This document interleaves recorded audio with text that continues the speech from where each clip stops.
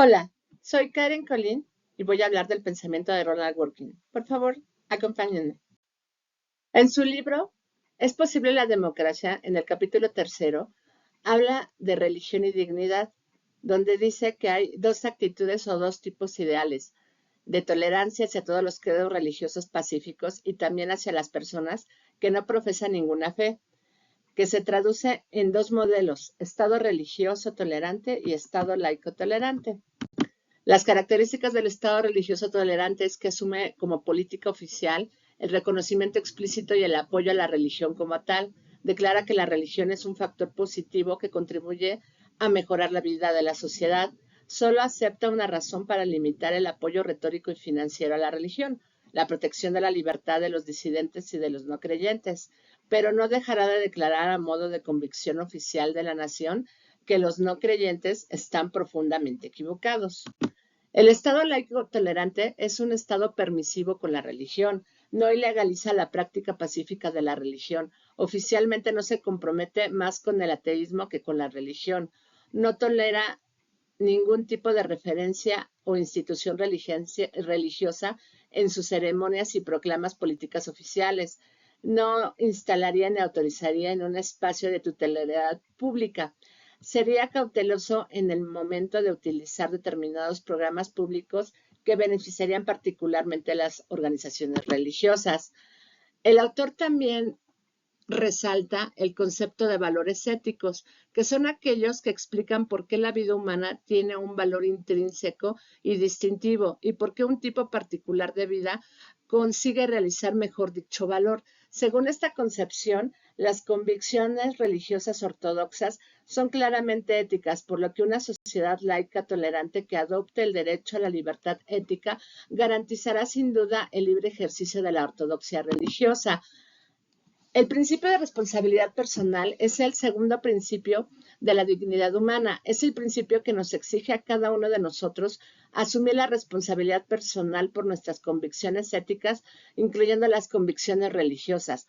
El principio de responsabilidad personal requiere el modelo de Estado laico tolerante y descarta el modelo religioso tolerante. Las libertades no se identifican con la mera libertad. El gobierno limita la libertad de las personas no solo para proteger la seguridad y la libertad de los demás, sino también en muchas otras ocasiones. Las libertades son el derecho a hacer lo que usted quiera con los recursos que son legítimamente suyos.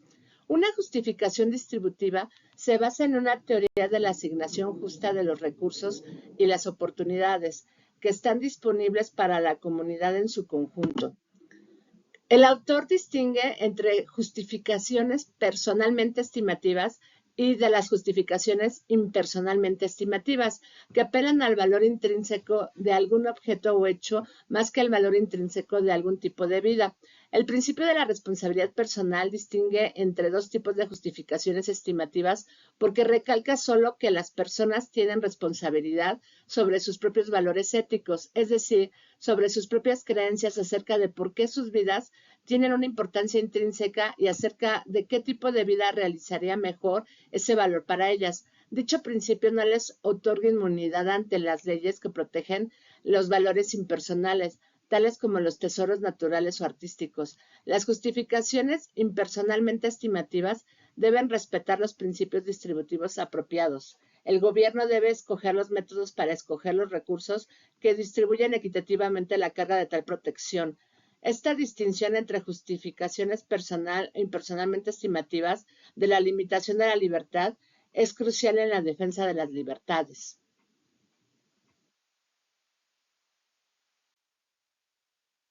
En conclusión, la concepción de las libertades, la cual prohíbe toda coerción que se justifique, invocando fundamentos personalmente estimativos, favorece el derecho del modelo laico tolerante de gobierno frente al modelo religioso tolerante, incluso en una comunidad cuyos miembros sean en su mayoría personas religiosas. La religión es un recurso cultural irreemplazable en el que miles de millones de personas encuentran un valor inmerso e incomparable. Su significado se ha configurado a lo largo de muchos siglos, pero ese significado está sujeto a cambios radicales, provocados por procesos orgánicos como el desarrollo de nuevas religiones y sectas y por las nuevas amenazas a la doctrina y a las prácticas establecidas que nacen de los avances laicos en las ciencias, en la política o en las teorías de justicia social. El autor señala que la cultura que moldea nuestros valores la imponen los grupos que detentan el poder político, que pueden esculpirla y mantenerla en la forma que admiramos. Pero esto constituye un profundo error. En una sociedad auténticamente libre, el mundo de las ideas y de los valores no pertenece a nadie y pertenece a todos. Continuando con la teoría workiniana, la concepción del derecho como integridad. El punto número 1 es una teoría justificativa valorativa. La construcción teórica workiniana posee una naturaleza evaluativa y justificativa. La teoría tiene dos puntos centrales: poner de manifiesto las razones morales y proceder a explicitar las razones morales.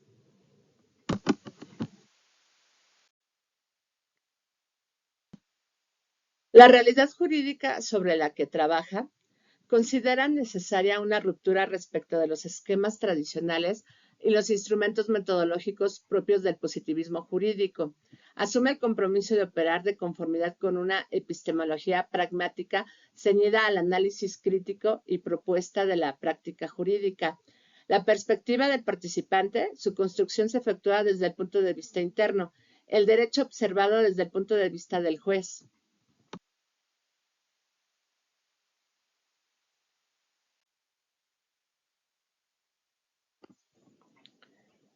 Critica las teorías semánticas del derecho. Asocia el positivismo jurídico, sintetizado por Working, como la idea de John Austin por el cual el derecho es una cuestión de decisiones históricas tomadas por personas en posición de poder político. Para el positivismo, el derecho solo depende de hechos históricos evidentes. Quien introduce una modificación en su caracterización del aguijón semántico, y es que los juristas que padecen su picadura, dado el refinamiento de sus perspectivas tras 2 décadas de mejora, ya no asocian los criterios necesarios para identificar lo que sea el derecho al hecho histórico evidente.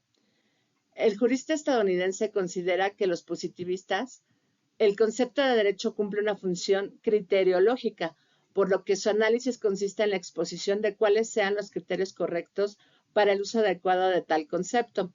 Working aclara que debemos entender por conceptos criteriológicos, identificándonos con la idea de que la gente comparte ciertos conceptos solo y de acuerdo con una definición que contenga los criterios precisos o aproximados para su correcta identificación y aplicación.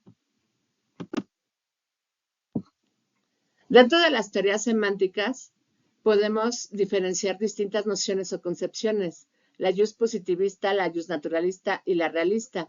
También dentro de las teorías interpretativas cabe encuadrar diferentes concepciones. Junto con la workiniana aparecen estas dos visiones adicionales del derecho como práctica interpretativa: la convencionalista y la pragmatista. Se trata de concepciones interpretativas. Working no las comparte por los siguientes motivos. Considera que el convencionalismo presenta dos errores o deficiencias básicas. Ignora que respecto de una convención social como el derecho, muchas veces existen desacuerdos entre sus participantes. En conexión con lo anterior, el convencionalismo se equivoca al distinguir tajantemente entre derecho y política. Considera que el pragmatismo debe ser desechado, ya que tampoco resulta una adecuada perspectiva desde la interpretación práctica jurídica. El motivo principal de Working aduce al respecto en que esta concepción viene a ignorar el valor de la integridad. Esto plantea varios problemas sintetizados que pueden señalarse dos. El poder legislativo no está delegado en los jueces y tampoco da cuenta de cuál es la actitud que de hecho los jueces adoptan en los casos difíciles. Para Working, considerar a la integridad como valor per se, pues bien implica personificar la comunidad observada como una suerte de agente moral unitario con derechos y obligaciones que son coherentemente mantenidas a través del tiempo. Working distingue así este tipo de comunidad de principio con otros dos modelos, la comunidad de facto y la comunidad de reglamento. Las críticas al mundo de la comunidad de facto considera que su comunidad asociativa no es simplemente una cuestión de sociología descriptiva o empírica, pues no está haciendo referencia a una comunidad de hecho que se forma por cuestiones absolutamente circunstanciales.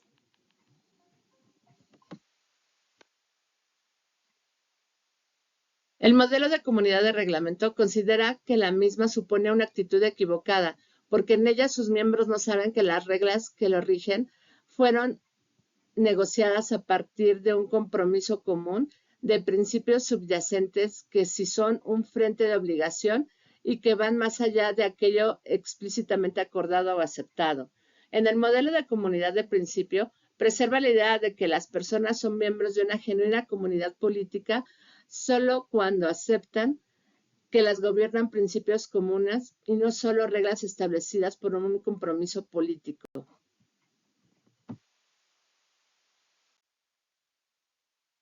A partir de las críticas expuestas hacia las concepciones semánticas del derecho y hacia el convencionalismo y el pragmatismo como concepciones interpretativas deficientes y de la defensa que ofrece respecto a un modelo de comunidad de principio, Working establece la necesidad de adoptar su visión de la concepción interpretativa del derecho como integridad que ha de operar en dos niveles, el de legislación y en la adjudicación. La noción workiniana puede ser viable en un contexto jurídico determinado, requiere de al menos dos grandes requisitos: la existencia de la propia práctica y que se consideren que la práctica jurídica debe amoldarse a lo que le da sentido. En este sentido, elabora una distinción analítica entre las diferentes etapas. La primera etapa la denomina preinterpretativa, la segunda etapa propiamente interpretativa y la tercera etapa postinterpretativa. Conclusiones. Su concepción del derecho como integridad, Working busca compaginar o respetar simultáneamente dos extremos que pueden llegar a estar en tensión: la exigencia que deriva de la naturaleza y el respeto por las convenciones vigentes en una determinada comunidad y las exigencias que derivan de la estructura del motivo justificatorio de cualquier práctica jurídica y política. Muchas gracias.